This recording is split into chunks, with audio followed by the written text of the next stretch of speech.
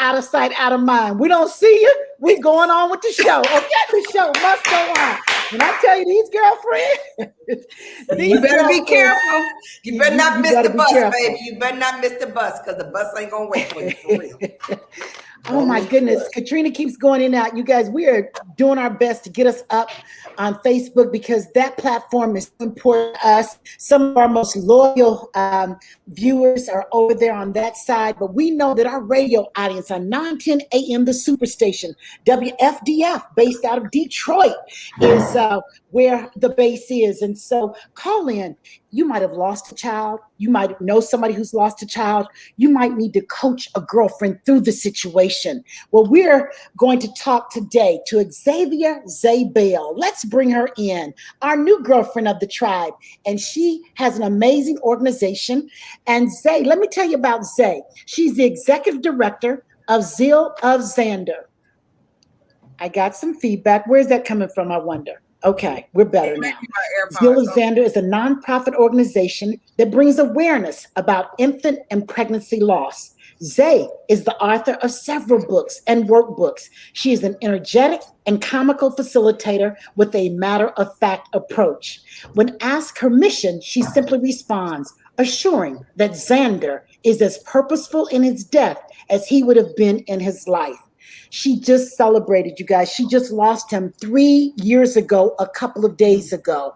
And so our heart goes out to Zay. She is a woman on a mission. This topic is very near and dear to our girlfriends.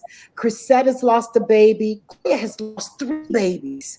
And so we just want to talk about this. We want to hear your story, Zay. We welcome you to our girlfriend tribe. So Zay, come in, tell us your story. We welcome you with open arms. Give Zay Bell a big round of applause. Yay, Zay. Yay, Zay. We're welcome, welcome, welcome. Thank you guys for having me. Can you hear me? Sometimes my AirPods kind of act ugly. Okay. But if it's not okay, just let me know. So, listen, I am certainly excited to be amongst great women. It's always, like my mom says, it's always good to be asked up and not asked down, right? So I'm glad that you all extended the invitation for me to be here. But, my story is not uncommon, and that's unfortunate. I was 37 years old when I had Xander, and I was thinking when I found out I was pregnant, I remember the first thing that I thought was, what am I going to do with the baby? Like all these things came running through my life. What am I going to do with a baby? I'm 36. Like, what if I forget him in the car? And what if I forget all these things? And then, as time progressed and when I had to say hello and goodbye, it changed to what am I going to do without my baby? Mm-hmm. And so when I found out that I was pregnant with Xander, I was in Tampa, Florida. And so they, pinpointed, hey, listen, your due date is going to be August the 20th.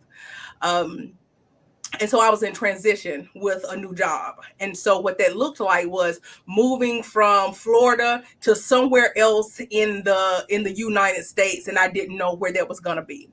And so it just so happened that my placement was in Raleigh, North Carolina. So when I got to Raleigh, I sought out like all of these obstetricians. And I remember just going and talking to this gentleman, this OBGYN, had been in the industry for maybe about 40 years. And I was a firm believer in going into someone's job, not telling them how to do it, because you were the expert in the area. So he said, are you taking prenatals? I was like, yeah. He said, you don't really need to take those anymore. You could just take a Flintstone vitamin. And I was thinking, that's kind of strange, but okay, I'm just going to keep taking, I'm just going to keep taking the prenatals. And so I did. And so weeks passed and I was going for an anatomy scan.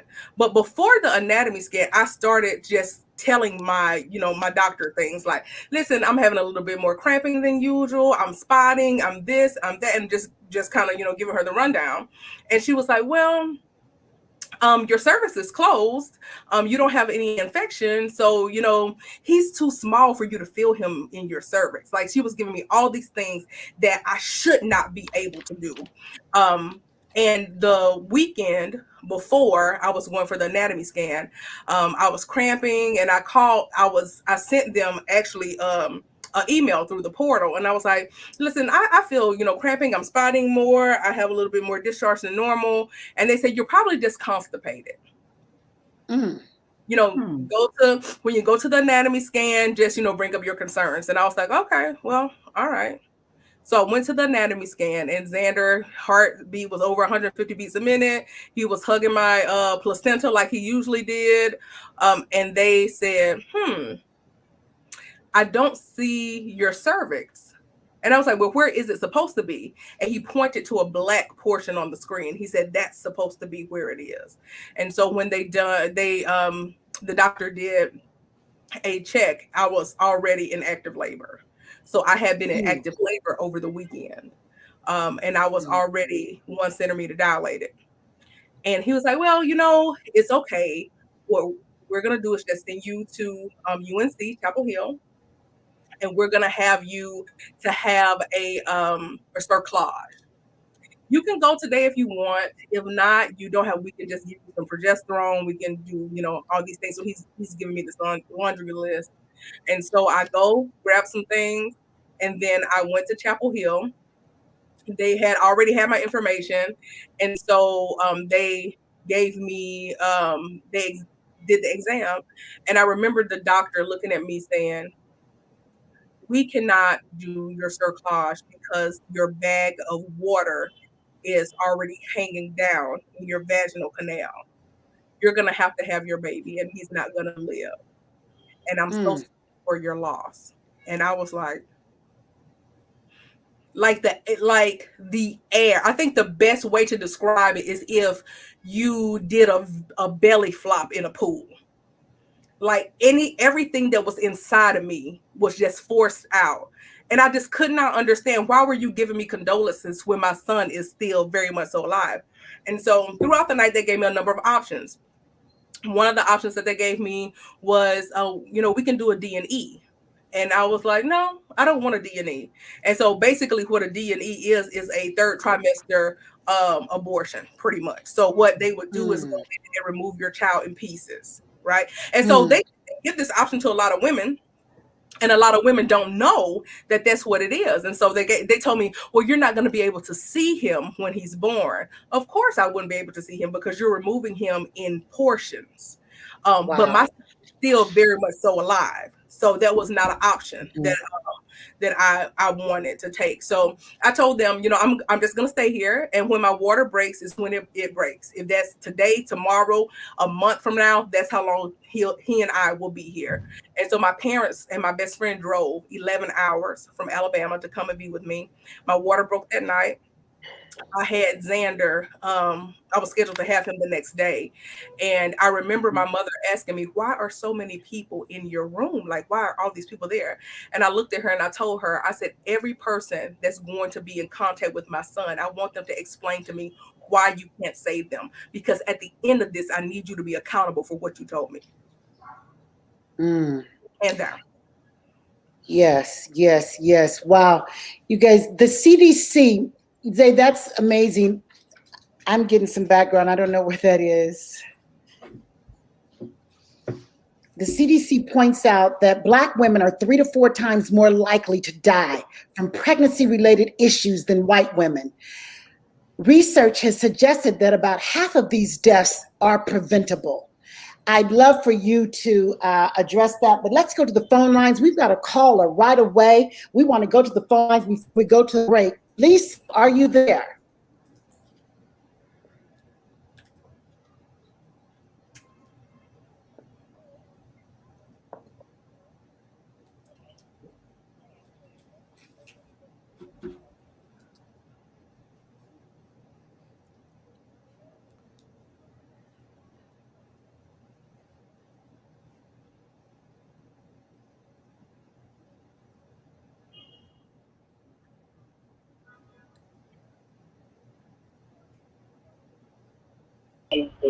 And that was for any mother or anyone that had lost a child by death or stillborn or murder or what have you. But I mean, I'm just enjoying the conversations that's for because I know that that's a hard conversation to speak about.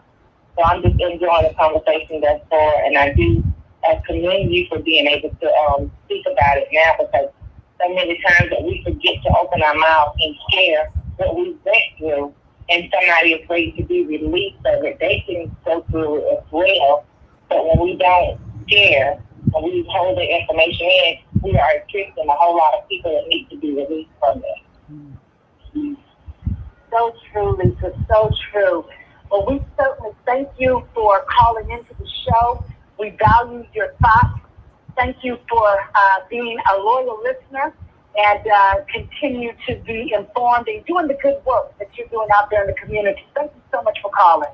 Thank you, thank you. Yes, ma'am. Thank you. Thank you. Excellent. Gloria, would anybody like to jump in? I would. Zay, I can't when hear I you, tell Gloria. you- Gloria, we can't hear you.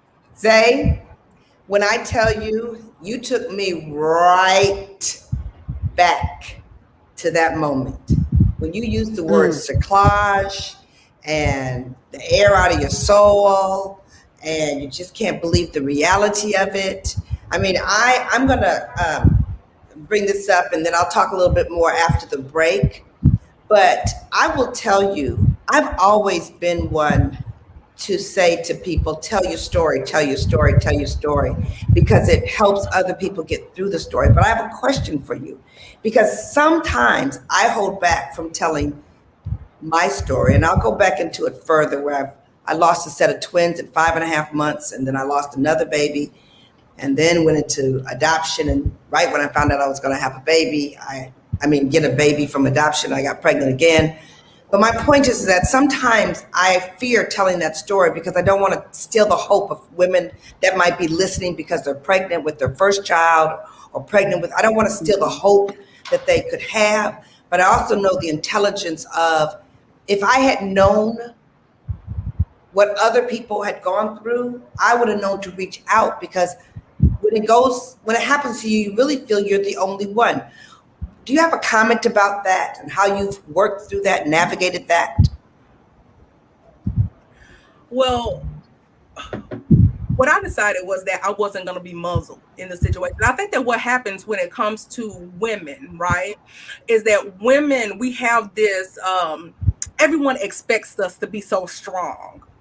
Right, because we fix everything, right? If our sister friend has a problem, we go in and we're the fixer. If something's going on in our household, we go in and we're the fixer. But the expectation of us is that we have always been gatherers, right? While the men were out hunting, the women were gathering and they were having conversations. And so what has happened in this space of maternal health is that we have been shamed and embarrassed about what happens. Because if you think about it, what we feel is that as a woman, what I should be able to do is at least have a baby. Right. You know what? Infertility is you're shamed through that. And one of the things that my mother was like, she was like, I think we should just pray about it. And I had to be completely and totally honest. And I told her, well, I don't want to talk to God right now. Not saying that I'm not going to double back, because I know who he is and I know what my purpose is in this. But I need a minute to get something that's tangible that I can hold on to, because in the moments that I needed that, I just didn't feel like I could find him. And I told God, I said, I'm not going to hurt this bad for no reason. So you have to show me what I need to do. And so in that moment, I was shown and directed as to what I was supposed to do, but I could not do that quietly. Mm-hmm. And so we have an expectation when it comes to, women. I'm a 40-year-old. My mentor is in her 60s. And I think that women women in our 40s and 30s, we have to look for elders to advise us, whether that's 2 or 3 or 4 or 5 years older, to advise us. What are the possibilities? The possibilities are, you could go to Disney World and have a wonderful time, but you could also go to Disney World and get all your money stolen. Right. So the possibilities in pregnancy is you can have a beautiful baby, or you can have a child with a disability, or you could not leave the hospital and your child could, or both of you could die in there. And so we just people. Zay, hold that right there, you guys. We are talking real conversation, a hard conversation. We've got to go to break. We are talking Black infant mortality and maternal health with Zay Bell. She has an incredible organization that helps women through the grieving process. We want to hear from you. So many have this same story, and we want to hear your voice. Call us at 313-778-7600. This is Sabrina with We Got Issues. We'll be right back.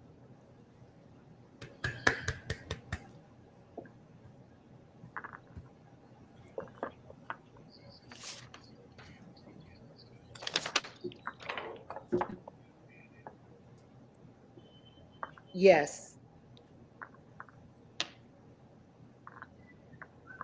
Yes. Yes.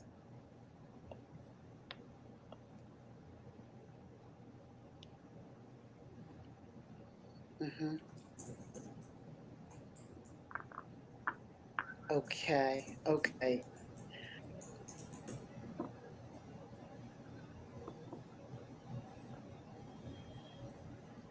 Other package special.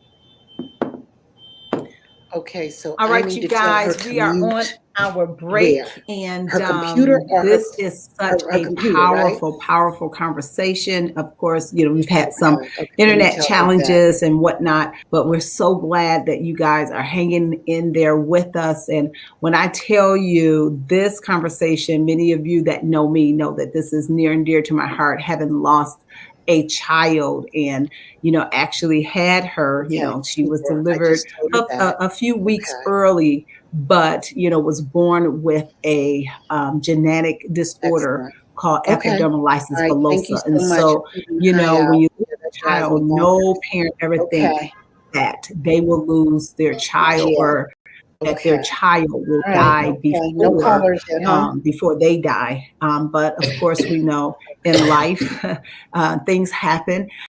And this conversation, I'm sure many of you know, if not yourself, that has experienced this. And this is just really a conversation that, you know, we need to, you know, open up about, especially, you know, when it comes to Black women and, you know,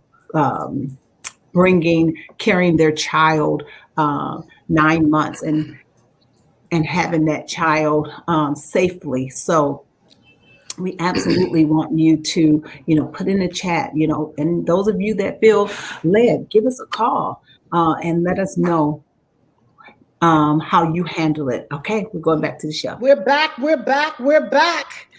back with Sabrina Goodwin Monday and the Force of Friendship and my girlfriends, Caterina, Gloria, Crisette, and Zay. Today, we are talking on 9:10 a.m. We are talking Black infant mortality and maternal health. My goodness, you guys, we've got to do better. We've got to do better. These stats will blow your mind. And so we are here to be about the solution. Zay has an amazing nonprofit organization. She was inspired by the loss of her son. She said, I want to help these women who are going through what I went through. And so please visit her website. Gloria, we would want to know more about your loss, your great loss at childbirth. Can you tell us a little bit more about your story? And then we want to hear from Crisette, and then we'll go back to Zay. Okay, great. Zay, you really opened up my heart there because it's been a long time. But I was a happy woman when I found out I was pregnant because I was pregnant with twins, and my father was a twin. So it had been a long time since twins had showed up in the family. I do want to say I was in the midst of a domestic violence situation as well. I had a very tough marriage at the same time. So there was a lot going on. But I was healthy, worked out all the time. I was working. Everything was great. Went to the doctor and found out I was had twins, excited, fabulous. And then because they were big, I was high risk. I'm telling y'all, you don't even know. I could be walking in the grocery store And I walked down the aisle and someone say, "Hey, Gloria." And I turn around and they saw my stomach and they were like, "Woo!" I mean, it looked like I was an emergency. My stomach was so huge. Had a great relationship with my OBGYN. And so I was feeling you, Zay, when you moved from Florida to North Carolina and had to switch doctors in the midst of that situation, because my relationship with him was tight. So he had the same conversation with me. "Gloria, your water broke." Rushed me to the hospital, came into the hospital room. He said, "You're going to lose these babies." And I was like, and he said, "Do you want me to take them or do you want to have them?" Like it was a choice. I was like, no, because you never know the miracle that God could provide. You never know. So I laid in that bed and prayed. And, like you said, the room is full of friends that are praying for you and believing in for you and everything. That was the story. And so sure enough, I was there for 5 days. And then I had the birth. And they knew they were going to be coming with not enough lungs development for the capacity.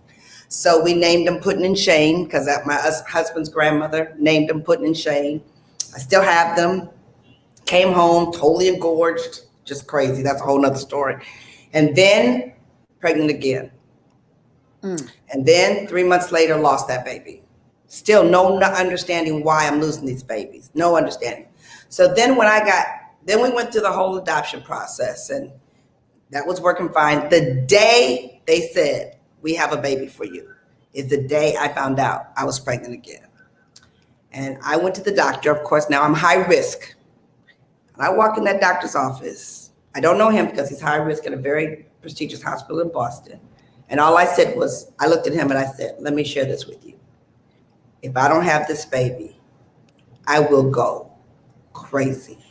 You understand me? I will go crazy. I don't know what you got to do to me. I don't care how you got to do it, but I will go nuts if you don't. He was very cool because he'd seen those circumstances a lot. But this is why this conversation is so important. And this is why your organization is so important, because people don't know. They do not know. We always talk about all the good news. We never talk about the hard, dark times. And so when he said cerclage, I never knew what a cerclage was. I didn't know what that was. He said, "We're going to have a cerclage." So I put on a cerclage and tightened up the cervix, had my daughter Juliana. Of course, when she was born, I had to have a C-section because she was big. And, of course, that floods all the fear, right? I mean, the fear, right? I got to have a C-section now of all things. I told my husband, I said, run, get the Bible. Ran, got the Bible, had to do a C-section. Beautiful story, had a C-section. They handed her to me. I looked her dead in the face. I think, "Look how black you are." I mean, this was the darkest baby on the face of the earth. She was so dark. I was like, "What? She's so dark." And she was the most beautiful baby. Beautiful black hair, beautiful black skin. Bam, pregnant again.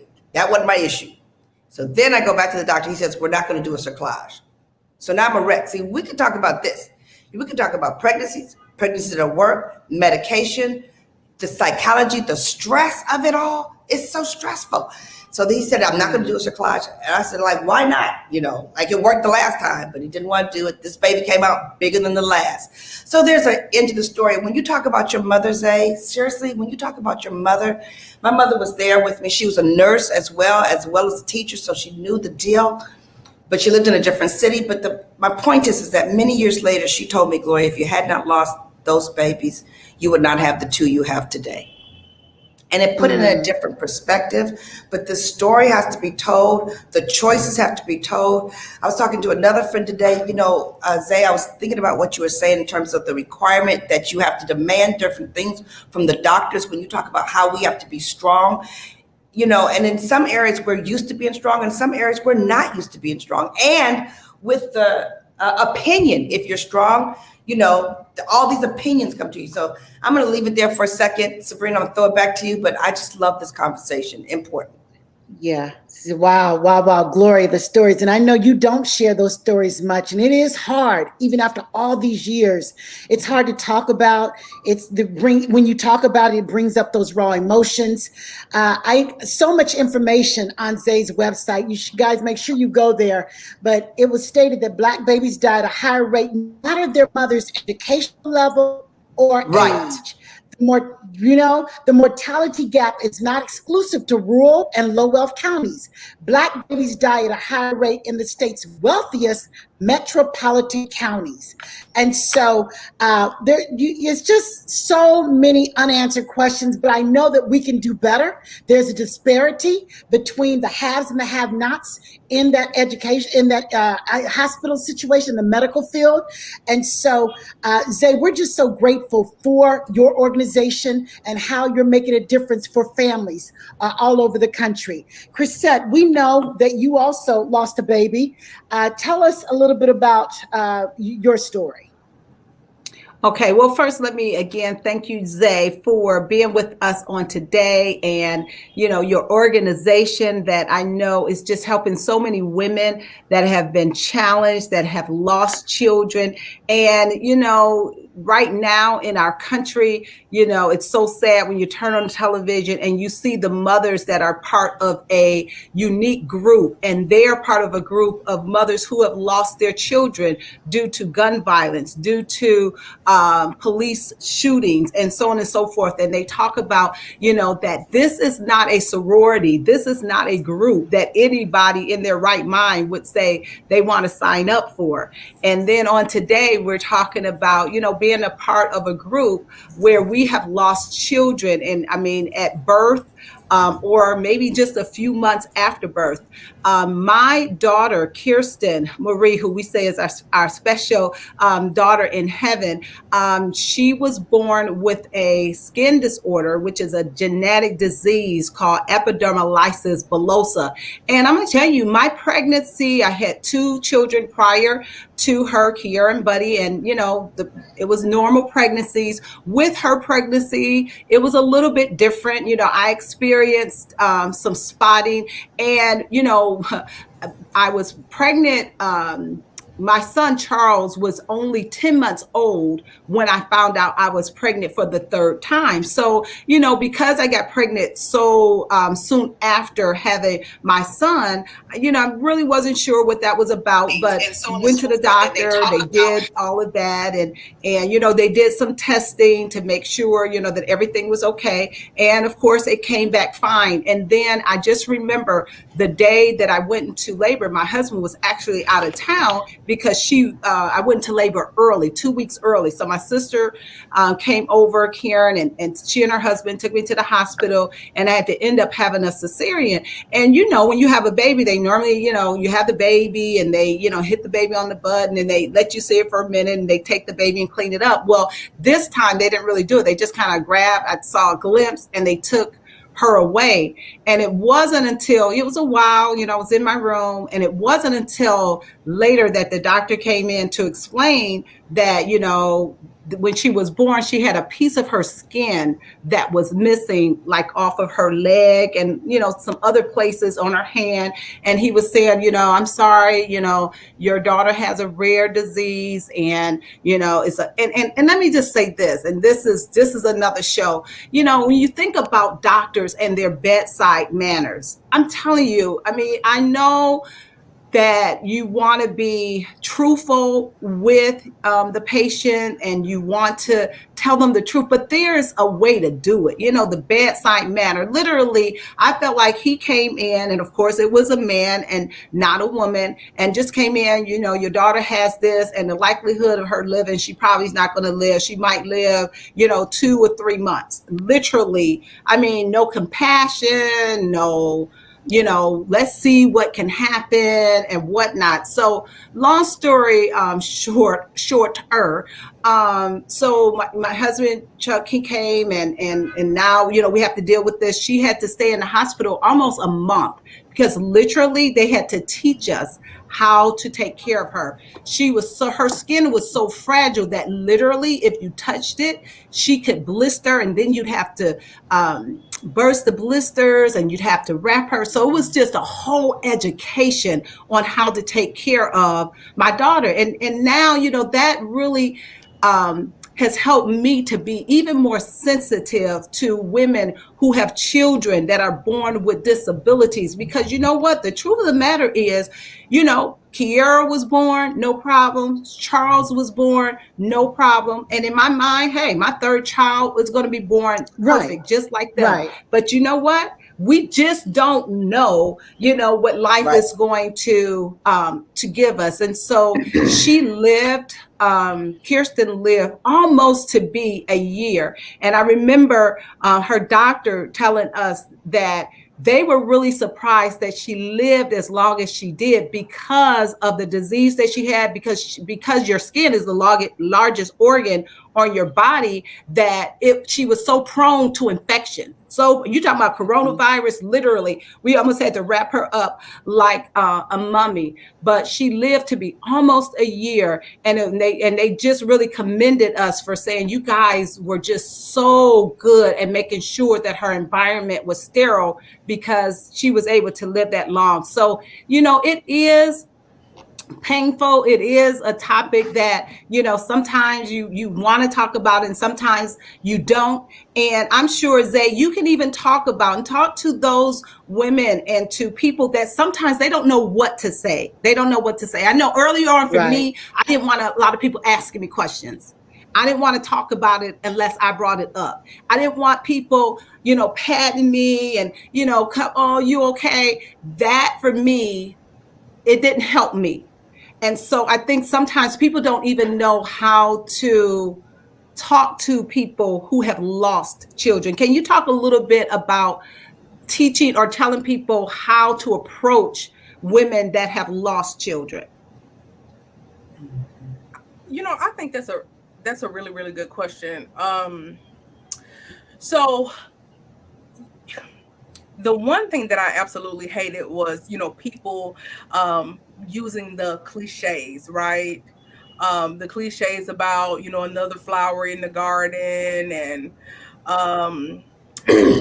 all of those things. And so what I, try to train people, and that's one thing that, I respect about the time that we're in, because there is a lot of awareness being brought to, maternal health, Black infant mortality. So we have, a lot of eyes on the situation. And so one of the things that Zilla Zander wants to do is provide, training for individuals that work in the space in healthcare, but also individuals that, want to work in the space, like that want to become doulas and or just have experience with, individuals that have had losses or they have been in the community of loss. And so I always tell people the best thing to say is, I do not know what to say to you. But what I want you to know is that I'm here. Whatever it is that you need me to do, let me know. And I can do that, whether or not that be a listen, whether or not that be let's walk, whether or not you need me to bring a meal, whatever capacity that I can work in that will please let me know. And I think that that's the best thing that you could say to somebody, because even if you don't have the right words to say and you don't say anything, what we notice when we lose our children is that you said nothing at all. You said nothing at all. And that's amazing advice. That's a hard reality too. That's amazing advice. Zay, this conversation is heart-wrenching. It's so helpful, and I know it's blessing so many people. I see women in the chat tagging girlfriends, because there's so many girlfriends that will need to watch this, even perhaps privately. You'll send it to them in their inbox. It can empower them. I was watching something on TV the other day. Actually, it was ironically the Billy Graham ministry that was in Minneapolis, and they were unfortunately we've had so many mass shootings now, I'm forgetting which one. I might be getting them confused. That's a problem. And she said, they asked her, what are you doing here? And she said, we are here providing the ministry of presence. And that really hit me. I had never heard that as someone who works in ministry. She said, we're just providing a ministry of presence.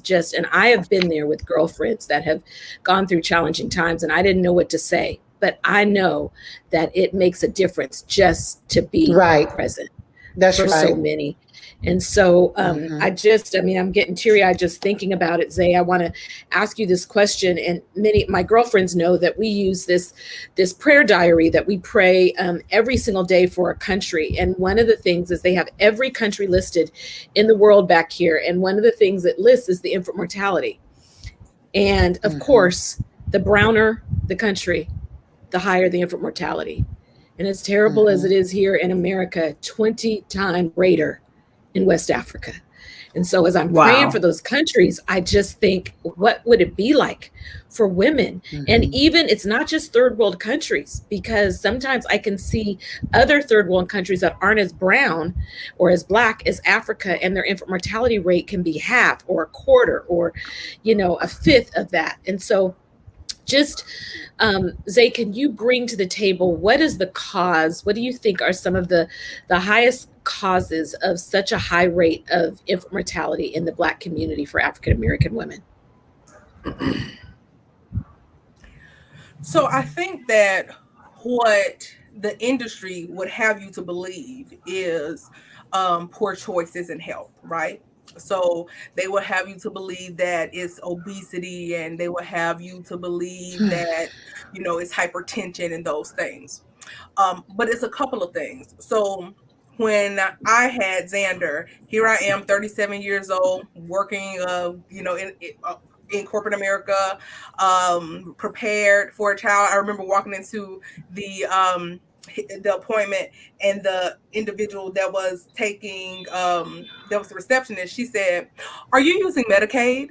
And I was thinking, what is it about me that made you ask that question? Like, I was like, no, I'm using Blue Cross. And she's like, oh, okay. So, the whole, dynamic of everything changed, right?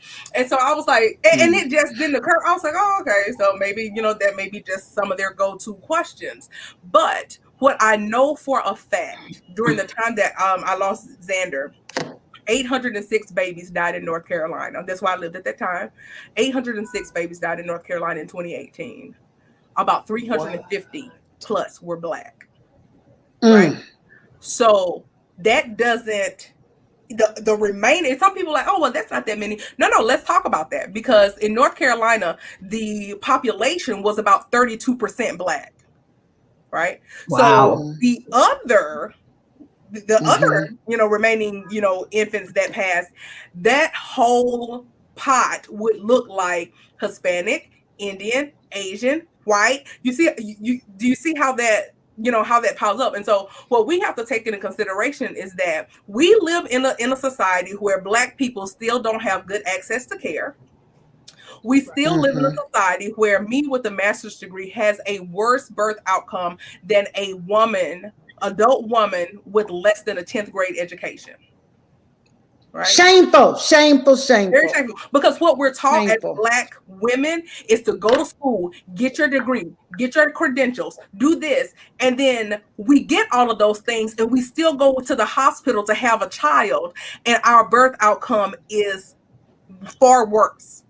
Right? Far worse than somebody with no education, with no degree behind them. So we also have to take into consideration of implicit bias and institutional racism. So and when I chuckled when somebody asked me, Zay, can you come and you speak somewhere? I said, yeah, but when I come and speak somewhere, I come and speak somewhere. And so what that looks like for your organization is for me to tell you that what white privilege looks like for you is your biggest concern is whether or not the car seat is installed right. Right. What it looks like for me is whether or not both of us are going to walk out of here. Right. Right. And so this is a issue across the board. The United States is having worse birth outcomes than some third world countries. We're in a place where you can take a heart from one person to the next, but you can't assist us with having our children. When I remember looking at my best friend, and I wept when I had my son, when I was tasked to have him, because I did not know if I was equipped to say hello and goodbye at the same time. Right. I did not know if I was able to do that. And I remember looking at her weeping, and I looked at her and I said, they are going to make me watch him die. Because what they told me was, hey, if he was 23 weeks, we could help. And then I played back in my mind, well, when I went to the hospital, you guys stole 10 days from my due date.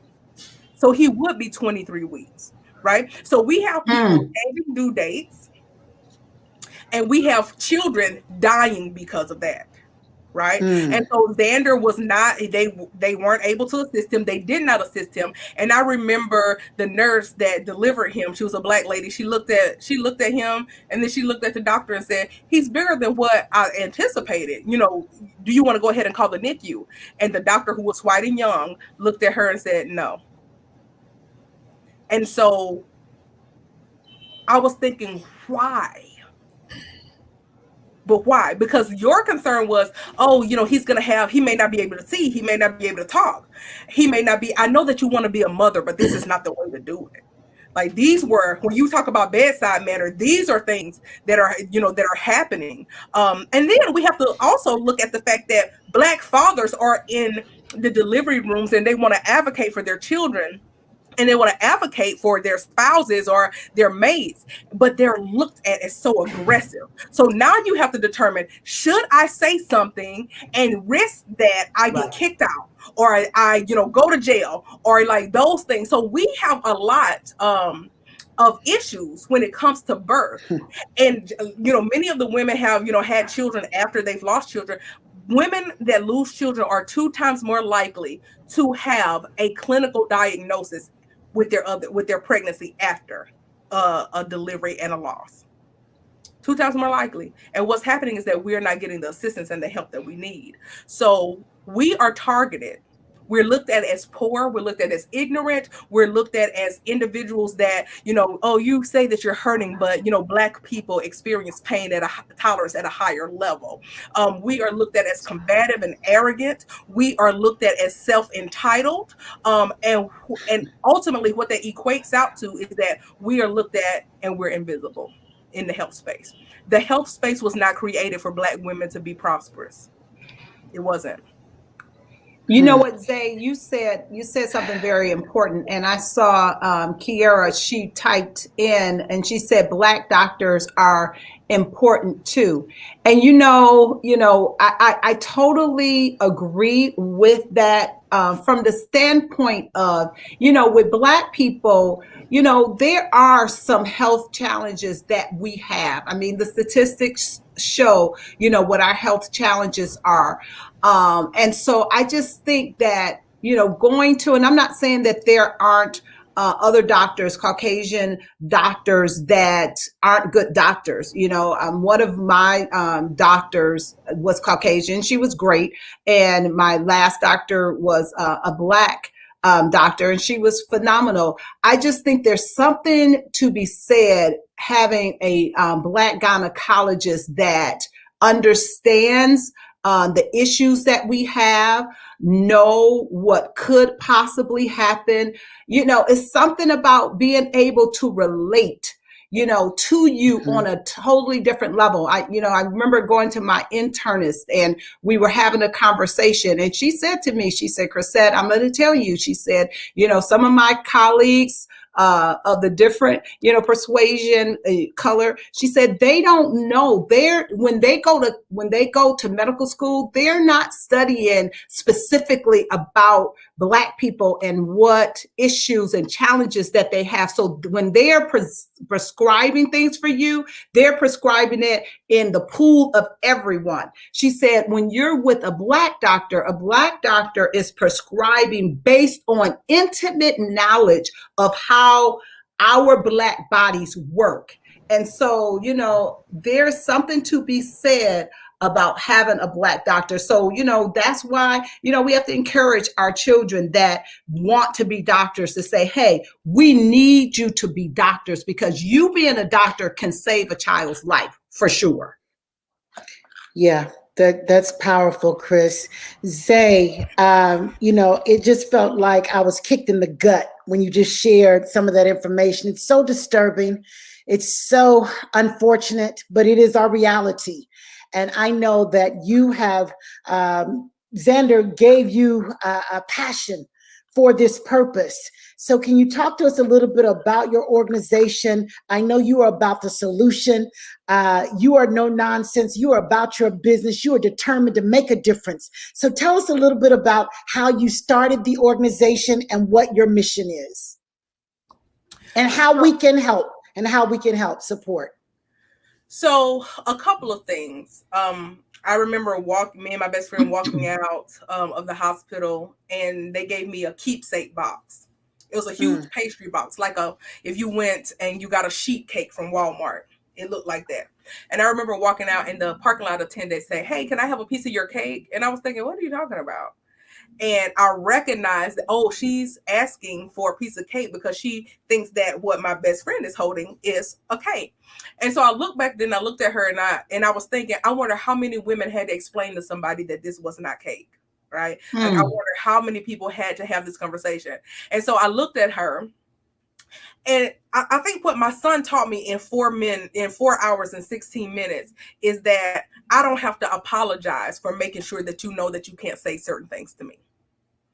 And so when she said that, I looked at her and I said, "Oh, this is not, celebratory." I said, "I came into this hospital with a baby, and I'm leaving with a box of stuff that I cannot use." And she was like, "Oh, I'm so sorry." And I was like, "I don't want you to be sorry. I just want you to be careful." Right? Because you don't know what anybody is going through. And so, that I did not want women to walk out of the hospital and have to question that. So I've been in collaboration for years with UNC to come up with the perfect box. And so they're kind of doing their thing. And so, and guess what? We're going to offer it to other places.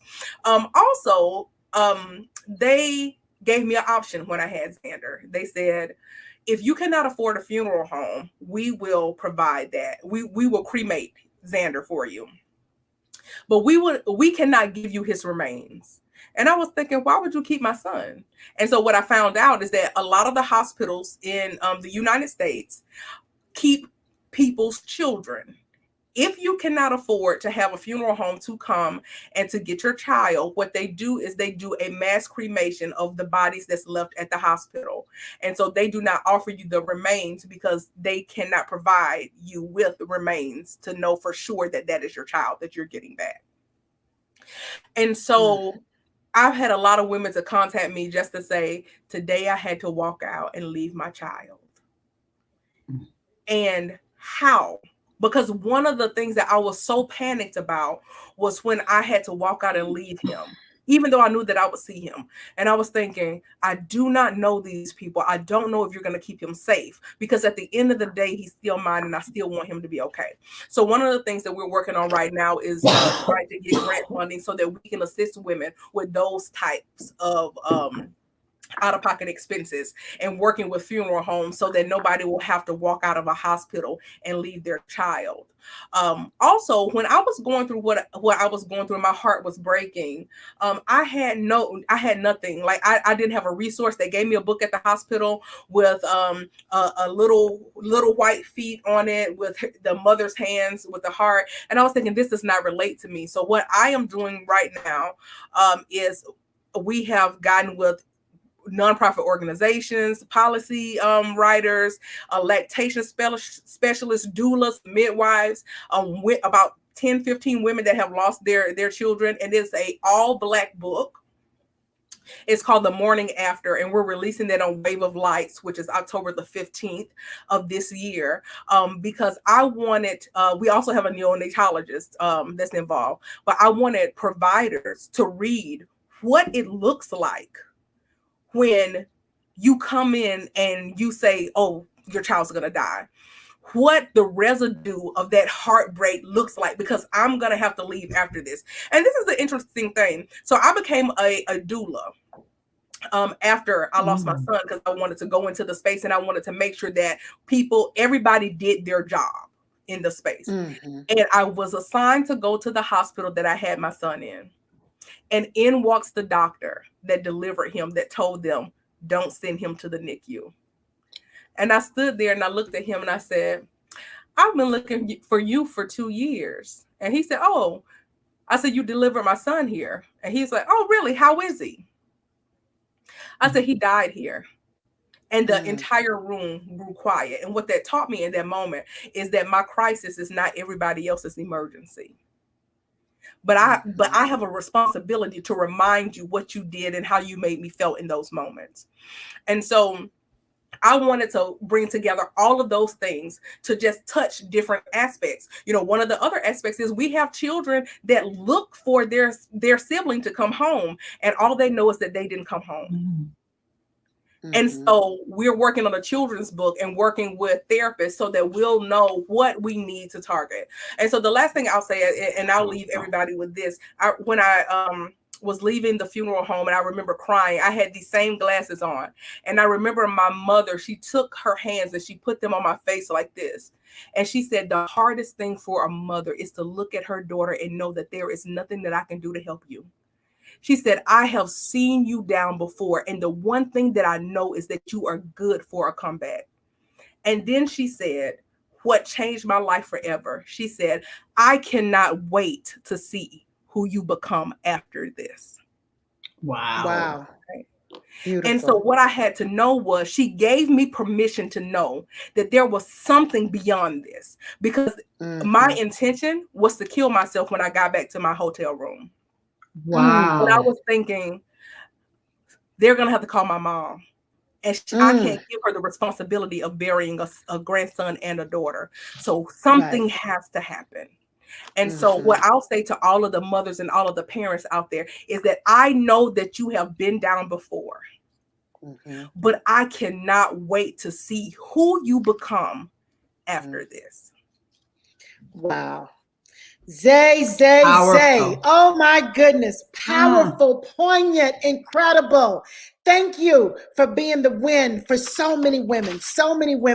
You've been amazing. You've taught us so much. Educational, informational, your story. I mean, Xander, Zeal for Xander. I absolutely love the name of your organization. Now we all have a Zeal for Xander. Okay. Right. You just brought us right on in. Girlfriends, last words before we have to close. Anybody have a closing statement before we go? Zeal, whatever the Zeal of Xander. I think it's whatever. Is it Zeal of Xander? Okay, Zeal of Xander. Yes. Okay, Zeal of Xander. Okay, zealofxander.org. Girlfriends, we got to say bye. Our time is up. You got a last word? Okay. Zay, thank you. It's been amazing. Keep climbing, keep giving hope, keep doing what you're doing, keep making Xander proud. This is The Force of Friendship with We Got Issues on 9:10 a.m. The Superstation, WFDF. We'll see you tomorrow, same time, same place. Ciao. Ciao. Bye-bye, everybody. Hold on, Zay. Okay, you can hang up from the radio and then we do Facebook. So hang up from the radio, Zay.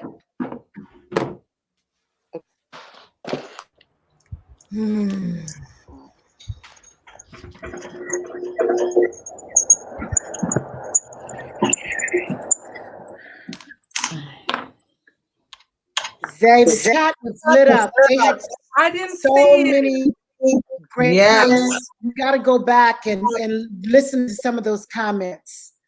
Yeah, so many women are affected, and it's like they don't really want to talk about it until you bring it up, I guess. And so it was a great conversation. Definitely. So good for everyone. And so many comments. Thank you so much, Zay, for your heart and the work that you're doing. It was so good at the end to hear what you're doing. So we definitely want to share your book and the children's book and all of that as it comes out.